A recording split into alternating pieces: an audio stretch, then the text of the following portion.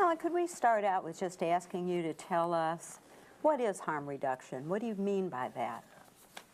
Well, you know, it's sort of in some ways self-explanatory in that harm reduction is programs which could be working with individuals, it could be policies, it could be environmental changes designed to reduce the harmful consequences of using substances, drugs, but also alcohol, cigarettes, could be legal or illegal drugs. So the goal shifts it a little bit from, is this person an alcoholic or an addict, or sort of looking at the diagnosis of the user, but looking at the consequences. What's happening as a result of this using of substances? What kinds of harmful consequences are there?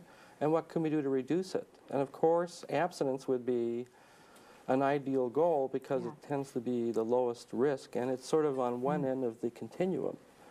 But for many people, abstinence is not something that they can attain right away, or they're unwilling to consider it.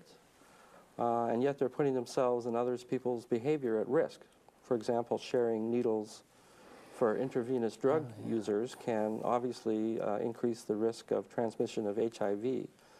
And so actually harm reduction started in countries like in the Netherlands around issues about the link between drug use and HIV. And what could we do to reduce the harmful consequences for people who, even though they're still actively injecting drugs. So that would be probably the first big example of harm reduction that we're all familiar with. In a minute, we're going to watch you work with a young man. Can you help our viewers know what to look for? What is it that you're hoping to accomplish? Yes, this young man is an active drug user, so he's an appropriate candidate for harm reduction. He's also, as you'll see, somewhat interested in the possibility of getting help and signing up for a program that his brother is in. His brother also has a heroin problem. And it's interesting because it's a methadone program. So even though we would think of methadone as harm reduction, he's not even quite there yet. Because he's really trying to deal with the whole issue of survival and whether he can do without drugs in his life, and he's got some good reasons to. He's contemplating. He's contemplating. So I try and meet him where he's at around that and try and get some understanding of how the drug use is affecting him. Of course, I'm probing for harmful consequences. So I'm asking questions, how is he administering the heroin? Is he IV shooting up? Turns out no, he's actually snorting it. Snorting is a little better than shooting up because of a less risk of overdose, but I'm still probing overdose possibilities.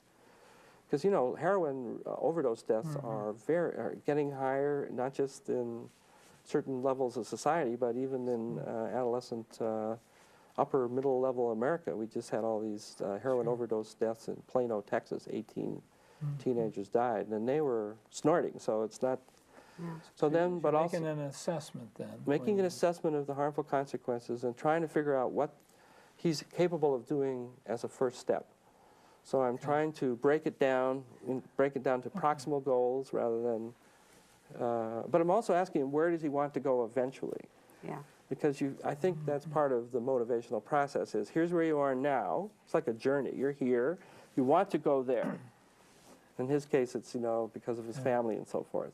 So how are we going to get there, even though he's thinking, I can't get all the way to the end right away? Where can he start? So you get this long-term goal, and then you try to break it down with some increments. Yeah. And we'll watch. Well, let's watch. Okay. Sounds good.